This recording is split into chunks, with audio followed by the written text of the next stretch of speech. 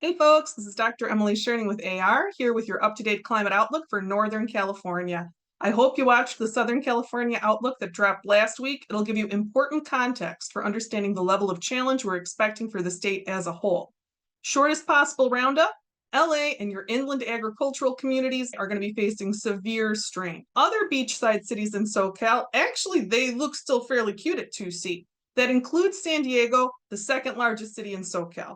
But Greater LA Metro has more than 18 million people in it, and the conditions projected there are life-threatening at 2C. So overall, you should not be feeling good about the outlook for California as we come into the second half here. Here's how I define North and South. I am taking the controversial position that the U.S. Chess Federation has the best solution to this difficult problem. So if you are in yellow on this map, this is the outlook for you. And as we get into the outlook, I'm going to admit my team on this one. I'm a nature lover, so of course California hits the bells all around. I like all of you, but I got a particular affection for Northern California.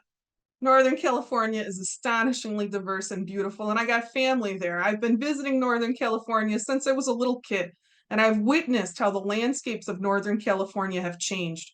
An unimaginable level of change that began in earnest when I was in graduate school studying at Arizona State University. To my mind, ASU was close enough to Yosemite that I regularly drove up by Yosemite to visit my aunt, and so I saw the death fall on the land. All of you have experienced that transformation, the great death that came to the forests. You all know how serious this is, and you've known for longer than most of the nation. I know I don't need to give it to you soft, California. You've seen the fires, and I've seen them too. When I was working in the Bay Area and living in Fresno, which that kind of lets you know from that commute, I definitely get the picture about making it in California today. We're talking about a land that is beautiful and a land that is hard. Let me give you the best information we've got. I'm going to explain the projections for 2C as clear as I can. You check it out, decide if you're ride or die, and I know a lot of you are. We need you folks there on the ground. Or maybe if you're not ride or die, you can come over to my place, check out the Northern Midwest, some flavors with you, because you should see what still passes for medium spicy around here. California, we need you. And I think it's important that you be able to fact check and do your own research. So here's where I'm getting my primary sources. Here's where you can check out your place with the tools I'm going to use in this video. The figures that I use come out of the 5th National Climate Assessment. They're downloadable if you go to chapters, down to all figures. I'll call out the numbers before I use them. Sometimes for fine-grained information, I go to the NCA Atlas. The data sets that are in the NCA Atlas are publicly available, and this is cool. Our volunteer visualization team, led by Dustin, has ported most of those layers into our tool set here, which is more user-friendly and lets you do side-by-side views of 1.5C, which is where we are now, as you can see on this figure from the Copernicus Institute. The last time we had a global monthly average below 1.5C was in June of 23. June of 24 came in at 1.5. We'll look for what the July information is pretty soon. That should come out in like the first week of August. So again, we're at 1.5, and it seems to be like the NCA 5 projections have been pretty accurate for 1.5C conditions. Hopefully, we're going to be able to get some useful information out of the 2C projections. And looking at it visually as a side-by-side here in the tool set, you can see there's big changes afoot between 1.5 and 2.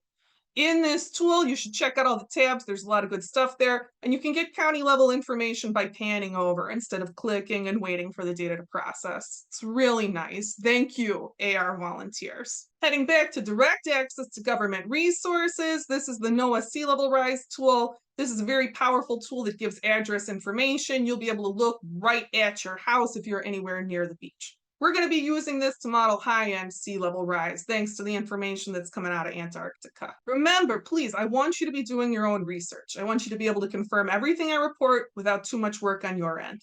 At American Resiliency, we use the 5th National Climate Assessment data and figures because they represent the highest consensus climate science available. Your tax dollars paid for the development and review of the 5th National Climate Assessment, and you deserve access to the information. But as a matter of congressional mandate, there's no direct federal funding for communication to the public about the National Climate Assessment. That's why I founded American Resiliency. We're the only nonprofit focused on communicating this important information directly to the public, and we run on your donations. So as we try to understand these 2C projections for California, let's start with the heat using the wet bulb risk tool we put together at AR. There's a short video if you want to really get into how we made this and what it means, but you can see right at a glance. At the county level, almost all the scary red counties are down in Southern California. However, to my mind, the purple color, which indicates an additional 4 weeks a year when you might reasonably expect wet bulb conditions to occur, is also a scary color. Risk level 3 or below is about the max where I would be comfortable at 2C. Basically, everywhere in the US that's looking at risk level 3 or below is facing a potential wet bulb risk season that's reminiscent of the old South, of old school Louisiana style swelter weather. In other words, we're talking about conditions with probably pretty high survivability with the cultural and technological tools we already have. The heat that is emerging in the Central Valley looks dangerous. Many people who work in the Central Valley agricultural industry work outside under conditions that are already becoming dangerous. This view here, I'm very concerned about the entire Central Valley. Let's get more information on the hot season increase in a minute, but before we do, let's not get too negative because there's also good news on this map. Sonoma County, you know I'm rooting for you guys. Please note, no additional killing heat risk increase from 1.5C to 2C on this figure. Heck, if you look all the way down to Half Moon Bay, from there on up, the whole California coast is staying pretty cool. Though I'm sure you can tell, the Central Valley isn't going to be all of the bad news we're going to be facing in this outlook. The northeastern part of the state, the Sierras, that rate of change looks very high. Let's look over to the hot season increase. And we're going to do this in the AR tool as well. Let's go up here. We're looking at hot days at 1.5 and 2C. All right, so now we're zoomed in a little bit and we're not looking at like the length of time where you could get wet bulb temperatures. We're looking at the total number of days projected, additional over 95. Looking at some of the worst hit counties, you can see that it's Sutter County at 1.5C. There have been more than a month of additional days over 95. At 2C, they're looking at adding a lot of days. They're going to 56 days over 95 at 2C. Looking at Kings County at 1.5C, they were facing an additional 38 days over 95. We see 64 at 2C, so it's a big jump. But let's talk about Sonoma County for a minute more. At 1.5C, there is a notable increase. They probably had less than a week, but quite a few days, notable days over 95, unusual. At 2C, the increase continues, but it's not so big. We're looking at 8 days versus 4 or 5 days. So depending on where you are, the hot season increase can be really different in Northern California. So I'm over in the NCA5 Atlas now, taking a look at very fine grained data for additional days over 105. I think when we're looking at big heat duration increases, like 50 plus days of heat increases for some of these counties in Northern California, we want to know how much of it is that kind of crazy big heat. And it's kind of a lot down in the Central Valley here. On this map, you have to click on the county and wait for it to load. I can show you Fresno, you're looking at 8 more days a year on average over 105. That's gross. Sacramento and Davis, our friends in Davis, I gotta tell you, this is not looking good. In your part of the Central Valley, we're projecting at least 6 additional days over 105 every average summer at 2C. This heat is gonna kill people who aren't building heat resilience. It's very serious. You can see on this map, the most extreme heat, the over 105 heat, heads towards the Bay Area by Solano County. We're expecting another 4 days there over 105 a year, but it's not going to reach any further into the Bay than that. We're not seeing anticipated gains in days over 105 in the Bay, where we do in LA. We're going to look at one more type of heat projection in a minute so that we can see sort of the elevation heat relationship, because I know these counties are big, and I know that we're not going to see the same kind of heat across these big counties, right? But before we do that, let's just take a minute. Bay Area people, you got to look at the whole state. The Bay Area is looking at much less change than LA, much less change than many places. But in my experience, when I try to describe the changes that are coming to Bay Area people, they freak out because they're very precious and their lives are supposed to be perfect. I've found that to many Bay Area audiences, not all, but many of them, facing any level of change is unacceptable, and their chip nails are more significant than the Central Valley's compound fractures. This is me saying, toughen up, Bay Area people. Look at what else is on the table. Look at what other people are getting on this table and start thinking about how you can help. Oakland, you're allowed to whine a little. If you get into it, you'll see why. If you don't have it already, Oakland, you better up your game on the AC front. Okay, we're going to figure 2.11. You can see at a glance for this figure that looks at changes in extremes, we got better elevation detail on this guy. Let's zoom in. This is warm nights here. This is where it's going to get warm at night. And check this out. Great margins all the way up the coast in Northern California, not coming in near the coast like it's doing in LA. Great cool night margins, very few additional projected nights over 70. That nighttime warming is very confined to the Central Valley. It looks quite serious up by Redding. There's a hot spot for Sacramento. There's weeks more of nights above 70 projected for Fresno. Looking over here, zooming in on hot days, it changes in daytime heat. We can see for daytime heat as well, the coastal margins are quite good. Once you get to Half Moon Bay and go up, the coastal margins are quite nice for very little additional heat over 95. We can see visually here that Modesto and Stockton are not going to be as intensely impacted by heat increases as Sacramento and Fresno. We can see visually that the Bay Area is largely spared serious heat increases over 95, and that the margins for heat increases in the Sierras look really bad. It looks like the heat is very intense, projected to become very intense in the foothills. Only the great heights are being spared these increases in days over 95.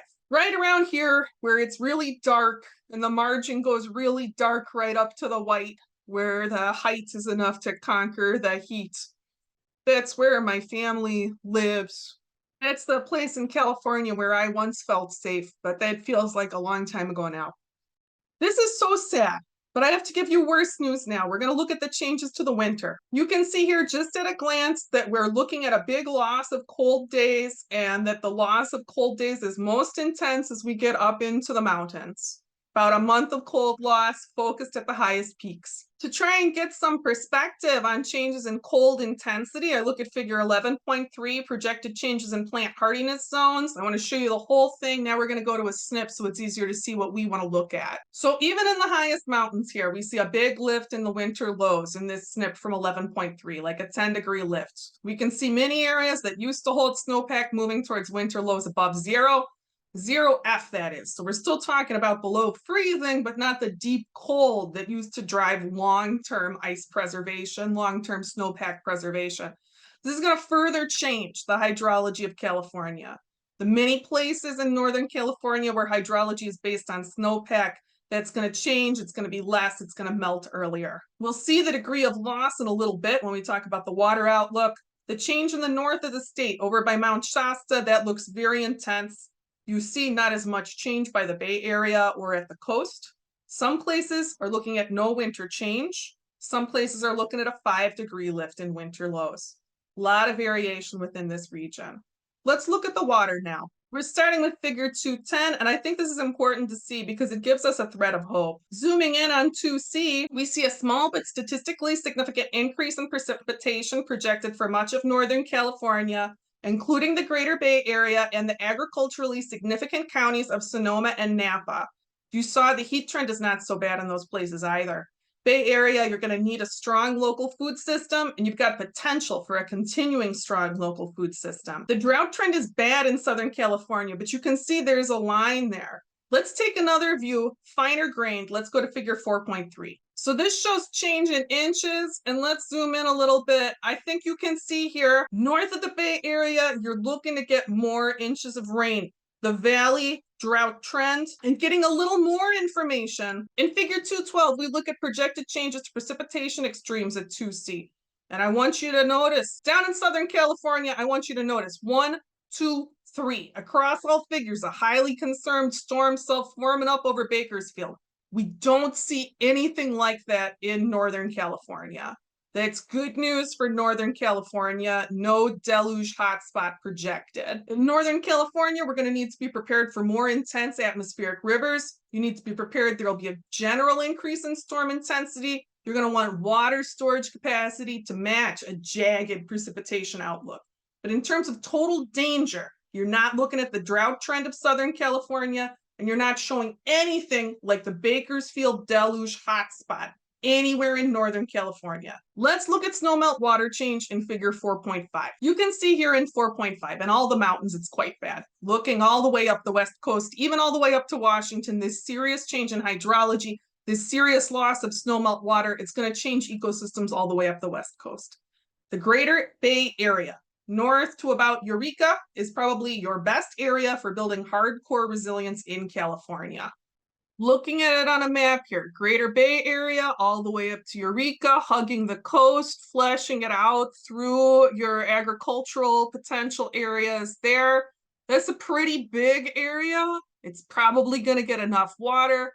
This area is your best shot area in California, hugging the coast down to the south end of the Greater Bay Area. Everywhere else, the changes look very hard indeed. This is figure 7.4, the fire map. We see increasingly severe fire danger in most parts of Northern California, but in that best shot area, the increase is not as large. Look, the color here is much lighter than we see in the northeast part of California, that very high change area. So fire danger is increasing in our best shot area, but not increasing as fast as in other parts of the state. Let's look at sea level rise now. That's the last risk factor we're going to take in for these projections, and it's a concern for our best shot area, which hugs the coast. So let's see how hard it's going to hit. So here we are in the NOAA sea level rise viewer. You might remember, other than right around LA, sea level rise is not the huge deal for Southern California that it is for much of the East Coast. I know we don't want to minimize it. I know it's going to hurt the beaches, but what I'm saying is, in terms of destroying built areas, compare it to Boston. If you look at New Jersey, they're really bad. They're looking at water all the way into Newark at 3 feet of rise. In Southern California, we saw lots of smaller communities that are looking resilient to 10 feet of sea level rise. Let's look at Northern California. Here we are coming in on Monterey Bay because I want to look at Moss Landing because I like to go there and look at otters. If you look here at 3 feet, this is looking substantially more estuarial. I don't know if the otters are going to like this change to their habitat or not. If we look at 10 feet, we see some pretty significant changes to the coastline. But look down here at the built areas of Monterey. Even at 10 feet, most of Monterey, which is adorable, is looking pretty undestroyed. I think this is great news because it's awesome there. Let's go up to Santa Cruz. Santa Cruz, go Slugs. I love you guys. It's the same story for you, I'm glad to say. 3 feet of sea level rise. We see limited change to the built environment, some marshiness, very resilient to this potential 3-foot rise. 10 feet, there's damage, yeah, but it's limited damage. And if you're familiar with the areas, you know what's a lower elevation area, you know which is going to be more vulnerable, you know where you're going to be able to build resilience. But unfortunately, I can't tell you all hopeful stories because here's where it gets real bad, is up by Fremont. At 3 feet of sea level rise, big coastline changes by Fremont, and it increases at 10 feet. We lose even more land at 10 feet down there in the lower bay. There's a problem for cascading problems too. I mean, there's areas around the bay where we're going to see land loss as sea level rise. Unless, zoom out a little bit to see it, we could close the Golden Gate, which would be an option. East Coast has too big a problem for a seawall. Like, the seawall would be completely insane. Whereas closing the gate there, constructing a seawall that would block the Golden Gate, is the sort of thing that would be crazy but conceivable. You can see that at 3 feet, you're already losing a lot of land around the bay. That's a lot of property value. I think most people in the area would look at this 3 feet projection and think about closing the gate. Property loss, that's a lot bigger at 10 feet. I kind of think the amount of local money here, you all are gonna close the gate and deal with the ecological impacts as best you can. And let's not even get into the ecological impacts. That's going to be some serious cascading weirdness. It is interesting to talk about, though, how at 10 feet of sea level rise, you start having the potential to flood the Central Valley through this waterway. I think the pressure for all of California to not have this happen pushes pretty hard in the direction of closing the gate. But even if California makes probably the better long-term choice of not fighting the sea, which we'll talk about that more in a little bit, is what happens if we do just let the Central Valley flood. Check it out. Sonoma and Napa meet the sea by this big marshy reserve. Another low-lying area is the city of Petaluma, which is going to start seeing some damage at 3 feet, and they're definitely getting a big bite at 10. But if we look here, there's actually very limited loss of agricultural land in this agriculturally very valuable area north of the bay. So there's pretty good stability for agricultural land, even in a high sea level rise scenario around the Bay Area.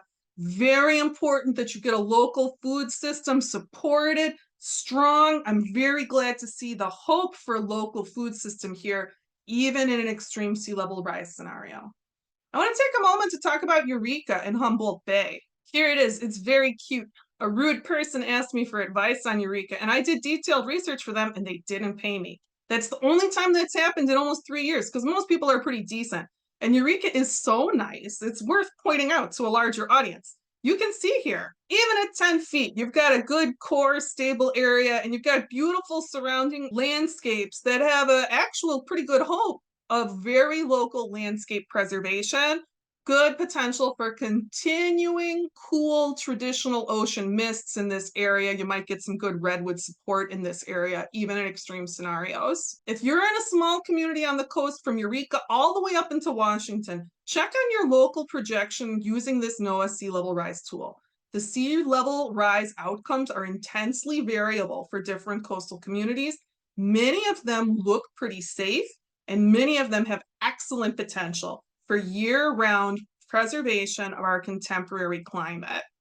It's worth noting, though, that these coastal communities are going to have problems with the sea beyond sea level rise. The changes being experienced on the land are not as bad as the changes being experienced in the ocean today. The ocean has absorbed a tremendous amount of heat the land is only beginning to experience.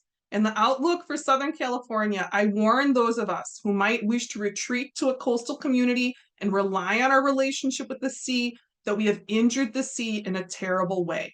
There's a cold projection, a cruel projection that the Pacific Ocean will lose 30 to 70% of its biomass.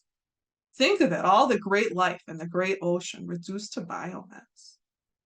The ocean will be emptier than it once was, and what species will dominate? Probably a lot of squid and jellyfish.